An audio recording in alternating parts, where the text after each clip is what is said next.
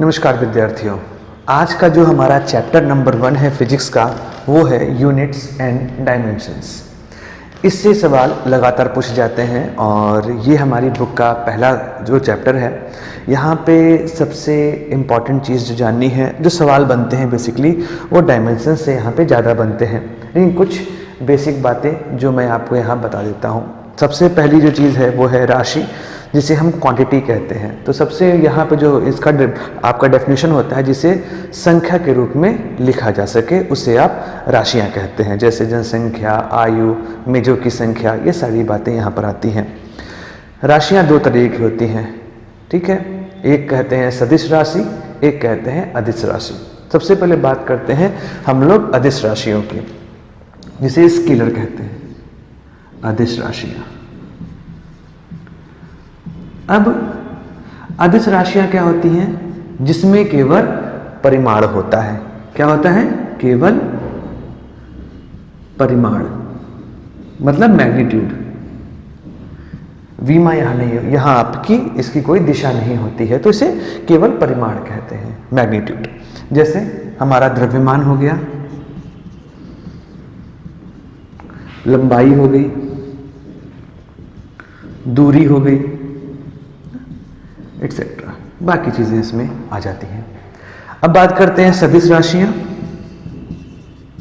किसे कहते हैं सदिश राशियां? तो सदिश राशियां जो हैं वो परिमाण और दिशा दोनों होती हैं। परिमाण और दिशा, वे राशियां जिसमें परिमाण भी हो और दिशा भी हो, उसे हम सदिश राशियां कहते हैं। जैसे एग्जाम्पल के फॉर्म में हम यहां ले सकते हैं, वो है आपका वेग, विस्थापन, बल ना, बलाघूर्ण, ये सब इसी में आ जाता है आपका। तो यहां पर एक्सेट्रा, तो वे राशियां जिसमें परिमाण और दिशा दोनों होती है, वो कहलाती है हमारी सदिश राशियां।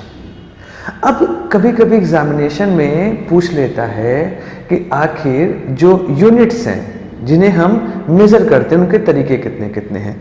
तो जो तरीके होते हैं मेजर करने के, वो होते हैं CGS एक होता है, FPS दूसरा होता है, MKS तीसरा होता है, और चौथा होता है SI। चलिए इनके विषय में बात करते हैं। तो ये तरीके होते हैं नापने के, हर देश के अपने तरीके होते हैं। तो सेंटीमीटर लंबाई के लिए, ग्राम भार की आपका द्रव्यमान के लिए, और सेकंड समय के लिए, इसे CGS सिस्टम कहा गया।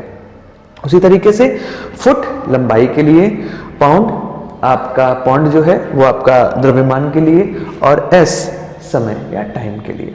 उस तरीके से M मीटर, किलोग्राम, और सेकंड MKS। हुआ क्या, दिक्कत क्या हुई? दिक्कत ये हुई कि हर देश अपना अपना मेजरमेंट टेक्निक जो है वो यूज कर रहा था, हर देश। समस्या होती जब एक देश से दूसरे देश आप जाते थे, जब इंटरनेशनल जर्नल पब्लिश होने लगे, लोगों के पास एक्सेस बना, ट्रांसपोर्टेशन बढ़ा, तो लोगों का जो विज्ञान है वो भी फैला। अब यूनिट होती थी अलग अलग, जिस वजह से उसको समझ पाना, पढ़ पाना बहुत दिक्कत हो रहा था। तो सब लोग बैठे एक जगह पे और कहे कि हमें एक कॉमन सिस्टम बनाना चाहिए, और उस कॉमन सिस्टम के आधार पे ही हमें यूनिट डिजाइन करनी चाहिए। तो एक इंटरनेशनल सिस्टम ऑफ यूनिट्स शुरू किया गया, SI। SI को क्या कहा गया? SI में दो सेक्शंस बांटे गए। एक बांटा गया फंडामेंटल यूनिट्स, और एक बांटा गया डिराइव्ड यूनिट, जिसे हम व्युत्पन्न मात्रक कहते हैं। मूल मात्रक फंडामेंटल, और व्युत्पन्न मात्रक आपका डिराइव्ड यूनिट। ये दो बने। होते क्या क्या है ये, चलिए इसके विषय में बात करते हैं। एक होता है आपका मूल मात्रक, मूल मात्रक, जिसे हम फंडामेंटल यूनिट्स कहते हैं। इन्हें हम इसे क्या डिफाइन करेंगे? ऐसे मात्रक जिन्हें साधारणतया जो व्यक्त करा जाता है वो सिंपल फॉर्म में होते हैं, मतलब उनको फर्दर आप डिराइव नहीं कर सकते, वो मूल मात्रक है। तो वो सारे मात्रक जिन्हें डिराइव नहीं कर सकते हैं वो क्या होता है, मूल मात्रक कहलाते हैं। ये 7 होते हैं, इसे याद रखिएगा, नंबर बहुत बार पूछा हुआ एग्जाम में। 7 होते हैं, कौन कौन? एक होता है द्रव्यमान, जिसे हम कहे किलोग्राम। अगला हमारा आया लंबाई, जिसे हम कहे मीटर। समय, जिसे हम कहे सेकंड। आगे बढ़ जाते हैं, विद्युत धारा, विद्युत धारा इलेक्ट्रिक करंट, जिसे हम एम्पियर में लिखते हैं। उसके बाद तापमान, जिसे हम केल्विन कहते हैं। फिर आगे बढ़ जाते हैं, पदार्थ की मात्रा, पदार्थ की मात्रा, जिसे हम लोग मोल में रिप्रेजेंट करते हैं। और लास्ट हमारा बनता है, वो बनता है ज्योति तीव्रता, ल्यूमिनस इंटेंसिटी, ज्योति तीव्रता। इसे हम लिखते हैं कैंडेला, CD। तो ये 7 हमारे मूल मात्रक होते हैं, द्रव्यमान, लंबाई, समय, विद्युत धारा, तापमान, पदार्थ की मात्रा और ज्योति तीव्रता, जिसे हम कैंडेला कहते हैं। इन 7 के अलावा 2 और मात्रक बनाए गए, जिन्हें हम सप्लीमेंट्री या सहायक मात्रक कहते थे। एक था रेखीय कोण के लिए, रेखीय कोण, लीनियर एंगल, जिसे हम रिप्रेजेंट करते थे रेडियन में। और दूसरा था ठोस कोण के लिए, सॉलिड एंगल, इसको हम रिप्रेजेंट करते थे स्टेरेडियन में। तो ये 2 और सप्लीमेंट्री यूनिट्स भी बनाई गई थी। तो हमारे फंडामेंटल 7 और 2 हमारे ये सप्लीमेंट्री। इसके अलावा डिराइव्ड यूनिट, वो यूनिट जो कि फंडामेंटल यूनिट के माध्यम से लिखे जाते हैं, तो हम कहते हैं व्युत्पन्न मात्रक, या इसे कहा जाता है डिराइव्ड यूनिट। इसे हम कैसे लिखेंगे कि ऐसे मात्रक जिन्हें मूल मात्रकों की सहायता से व्यक्त किया जाता है। ये डेफिनेशन होती है, कोई पूछे व्हाट इज डिराइव्ड यूनिट या व्युत्पन्न मात्रक क्या है, तो आप लिखेंगे वो मात्रक जिन्हें मूल मात्रकों की सहायता से व्यक्त किया जाता है वो कहलाते हैं व्युत्पन्न मात्रक, डिराइव्ड यूनिट। जैसे वेग, वेग यहां पे क्या लिखेंगे हम लोग, वेग में क्या लिखेंगे, विस्थापन बटा समय। विस्थापन क्या होता है, एक तरह की लंबाई होती है, तो मीटर पर सेकंड। इस तरीके से अगर हम चले त्वरण, एक्सेलरेशन क्या होता है, वेग बटे समय, या वेगांतर बटे समयांतर। अंतिम वेग माइनस प्रारंभिक वेग बटे अंतिम समय माइनस प्रारंभिक समय। तो यहां पर क्या हो जाएगा, वेग क्या है आपका मीटर पर सेकंड, और समय क्या हुआ सेकंड, तो क्या बनेगा मीटर पर सेकंड स्क्वायर। ये बना आपका त्वरण। बल देख लेते हैं, द्रव्यमान गुणे त्वरण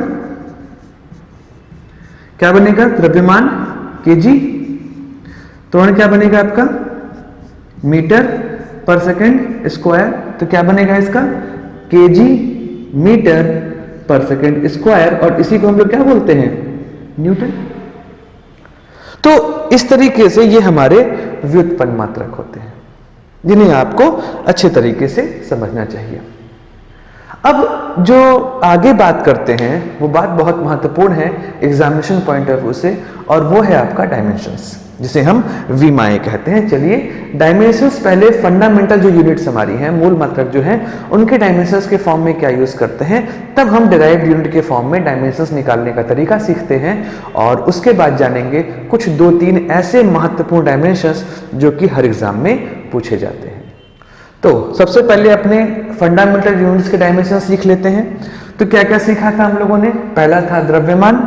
तो द्रव्यमान का होता है कैपिटल M, और ब्रैकेट में ऐसे लिखा जाता है। दूसरा क्या है हमारा, लंबाई, उसका होता है कैपिटल L, लेंथ। समय कैपिटल टी। उसके बाद अगला हमारा विद्युत धारा, इलेक्ट्रिक करंट, एम्पियर। फिर केल्विन, तापमान का, के। कैंडिला, सीडी। और मोल, पदार्थ की मात्रा। तो ये हमारा द्रव्यमान हुआ, ये हमारा लंबाई हुआ, लेंथ। ये हमारा समय हुआ, विद्युत धारा, तापमान, ज्योति तीव्रता और पदार्थ की मात्रा।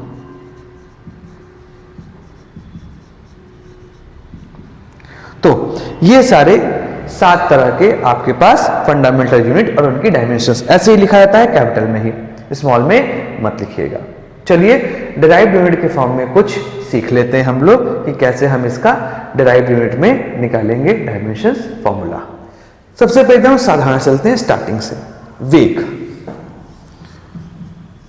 विस्थापन बटा समय। विस्थापन मतलब लंबाई, समय आपका ये रहा, तो विस्थापन क्या हो जाएगा, एल टी। समय क्या हो जाएगा, टी। तो इसे लिख सकते हैं L T minus 1। Dimension formula ये हुआ हमारा। उसके बाद अगला निकाल लेते हैं त्वरण। क्या होगा, त्वरण आपका बन जाता है वेग बटे समय। तो वेग क्या होगा आपका, ये निकाला गया है L T minus 1, L T minus 1। और समय क्या होगा हमारा, टी, ऊपर चला जाएगा तो बनेगा एल टी माइनस 2। अगला निकाल लेते हैं बल। बल का क्या आएगा, बल हमारा होता है द्रव्यमान गुणे त्वरण। द्रव्यमान हो गया हमारा m, देखिए द्रव्यमान का m है, और त्वरण क्या हो गया एल टी माइनस 2। ये क्या बनेगा, m एल टी माइनस 2। ऐसे लिख दीजिए आप इसको। अगला निकाल लेते हैं कार्य।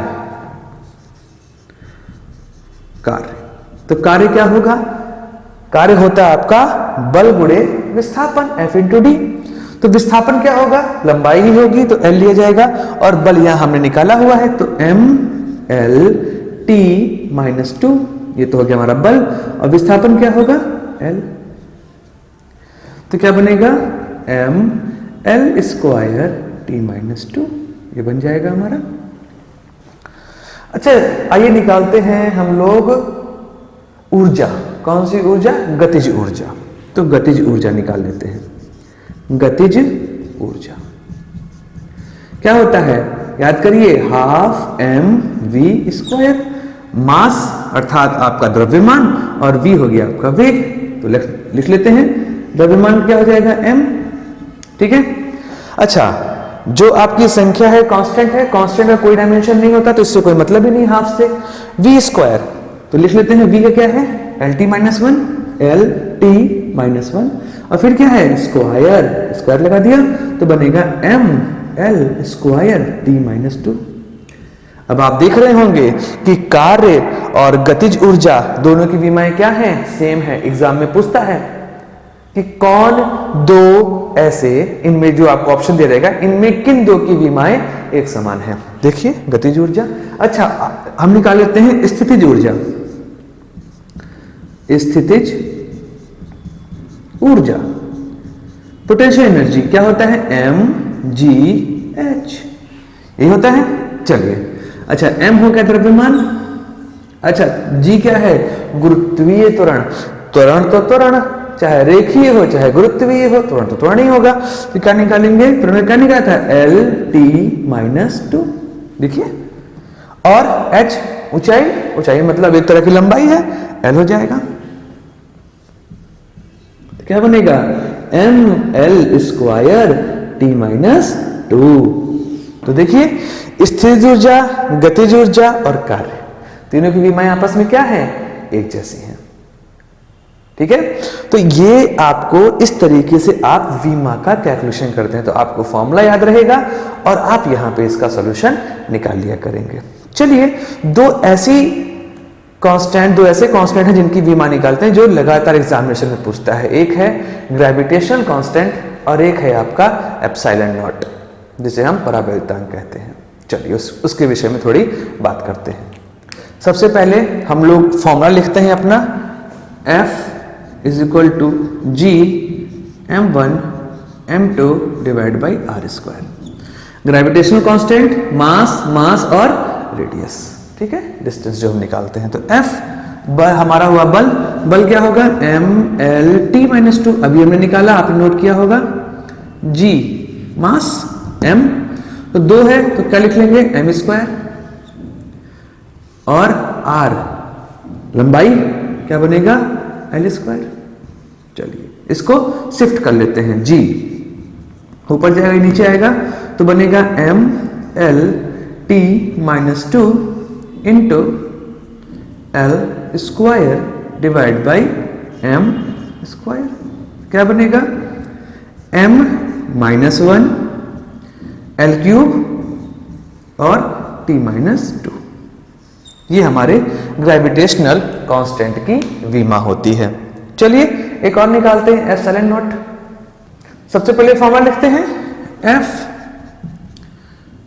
1/4 pi epsilon nought Q1 Q2 divide by R square. अच्छा 1/4 पाई तो कांस्टेंट, इससे कोई मतलब है नहीं। F निकाल लेते हैं, mlt-2 ना, अभी मैंने बताया आपको 1/ε0, इसकी तो निकालनी ही है। Q क्या होगा, Q होता है आपका आवेश। अच्छा एक फॉर्मूला पढ़ा था हम लोगों ने, Q बराबर I T। तो देखिए I विद्युत धारा क्या होगी, A, और T की समय T, तो क्या हो जाएगा, A T का स्क्वायर, क्यों, एक Q 2 Q divide by L square, क्योंकि ये तो दूरी है और दूरी लंबाई L होगा।